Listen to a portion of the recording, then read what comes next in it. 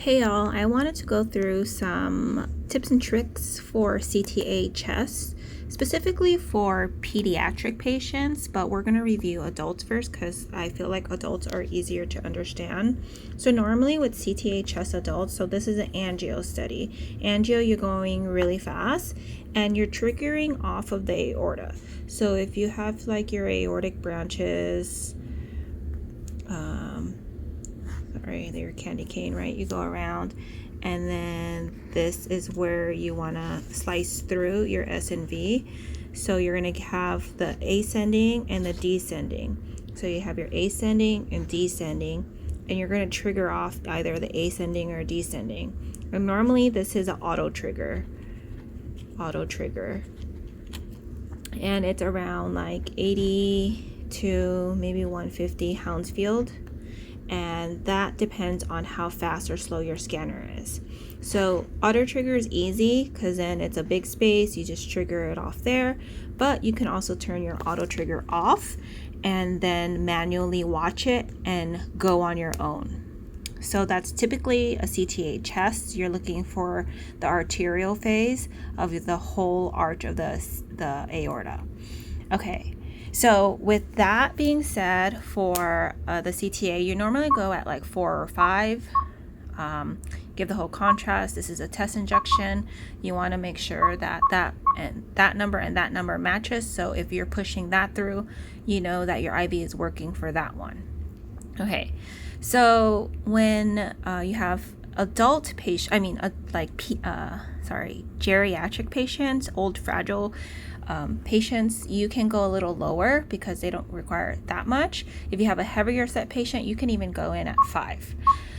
Okay, so that's generally CTA for adults. Auto trigger, all the stuff.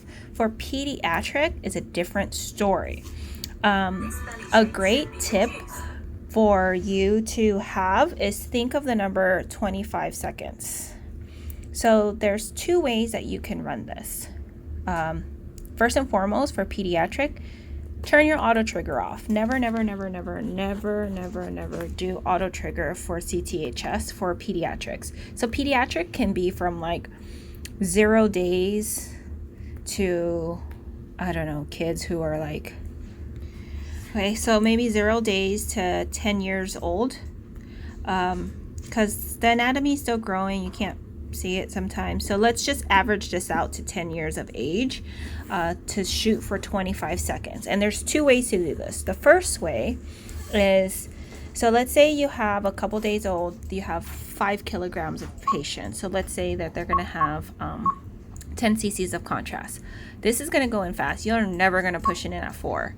So this number, the duration number of how fast the contrast needs to go in, needs to be around 25. So let's see, that's 33. We want to go faster.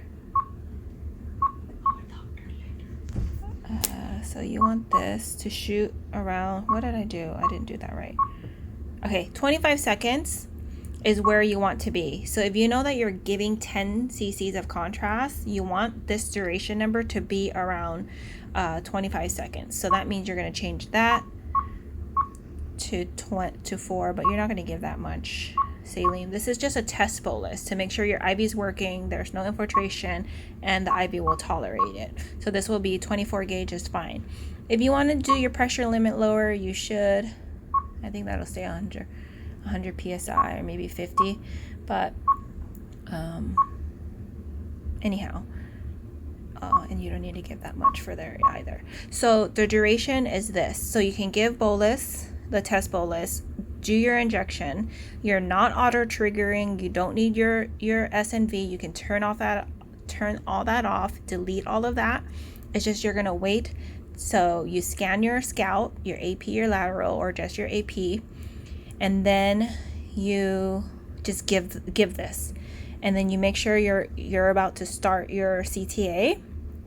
So once you give this whole contrast for the patient, give the contrast, and then once it goes to the saline, because it's around 25 seconds, then you're going to press go.